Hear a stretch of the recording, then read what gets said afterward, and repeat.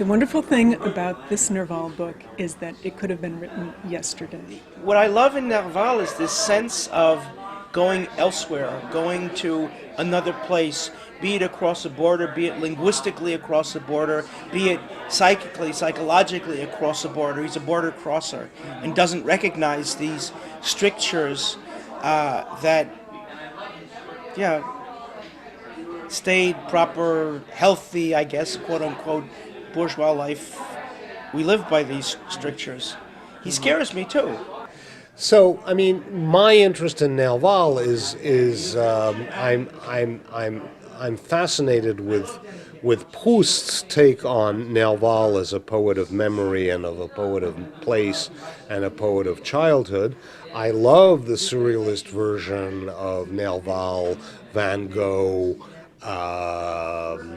in that alternate tradition of martyrs,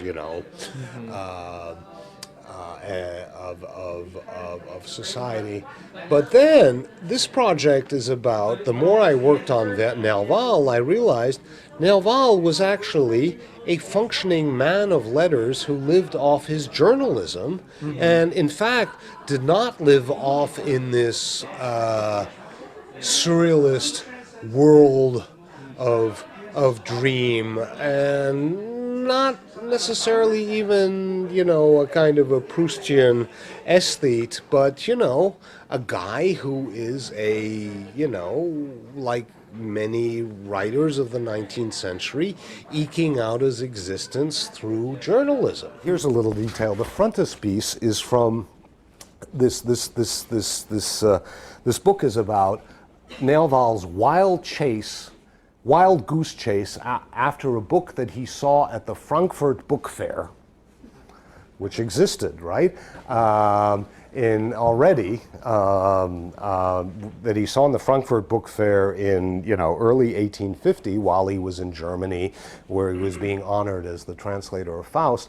He didn't buy the damn book, and he probably should have, and now he's trying to find it in the Bibliothèque Nationale. He cannot find it. It has been misshelved. The name of the author has been misspelled, and so this is an entire kind of odyssey in pursuit of a missing book, which finally he manages to locate and buy at an auction at the very end, right?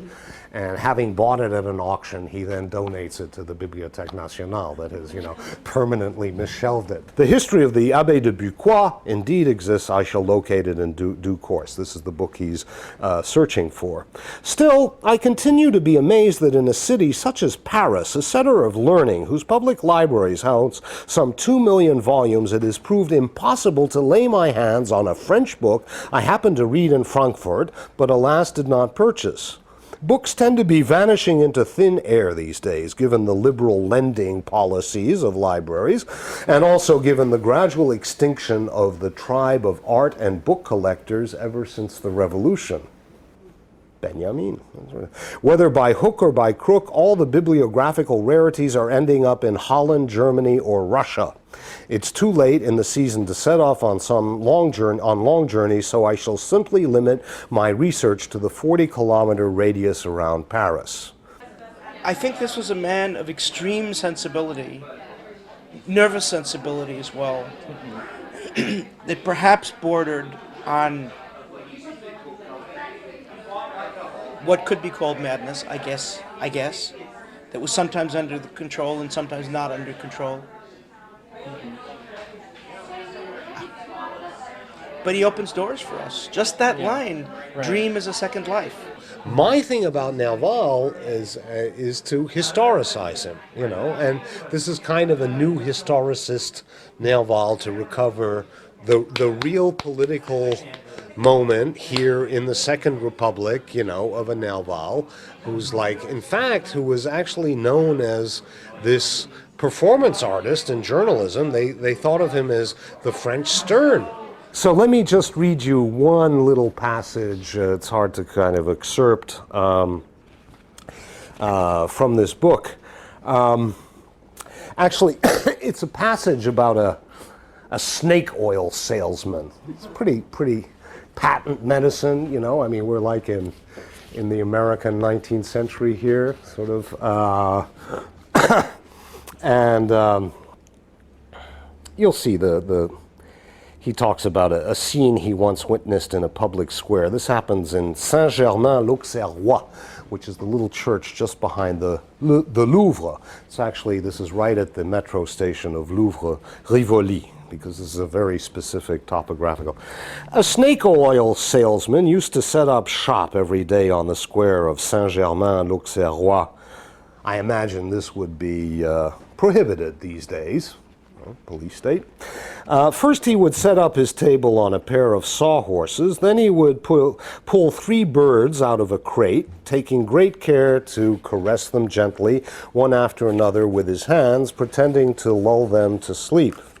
When the birds appeared to have reached a state of utter immobility, he would call his audience around him by making little tweeting sounds that he produced by means of a tiny bird whistle hidden in his cheeks. Now, ladies and gentlemen, as you can all see, I have just put these birds to sleep. They have been trained to remain completely motionless for several hours. So that the audience can fully appreciate the serenity they have achieved, I will leave them in this state until I have managed to sell 20 bottles of this patent medicine, which will not only destroy all insects, but cure all illnesses.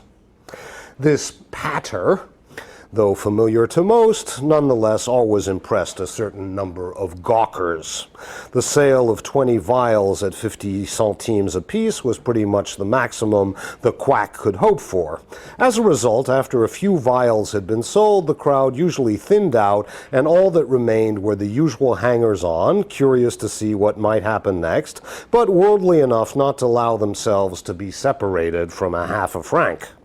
The salesman, unable to unload a decent number of vials, would snatch up his 3 sleeping birds in a fit of pique and shut them back into their crate, complaining about how bad business was these days.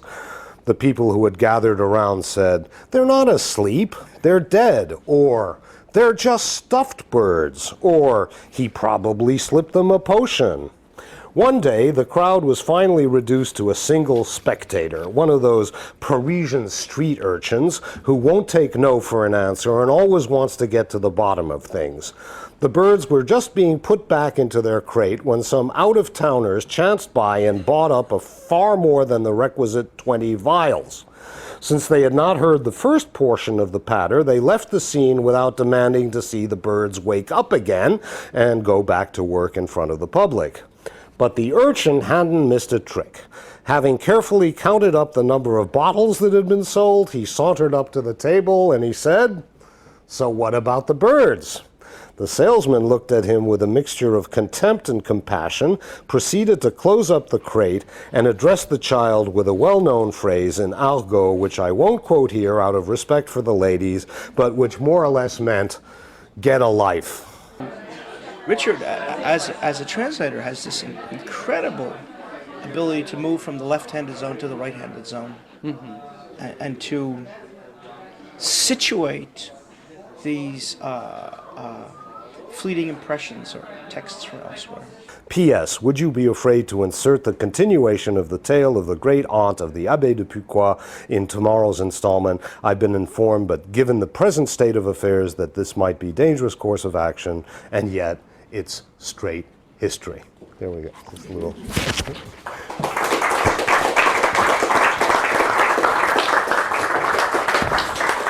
So, big applause for Archipelago. And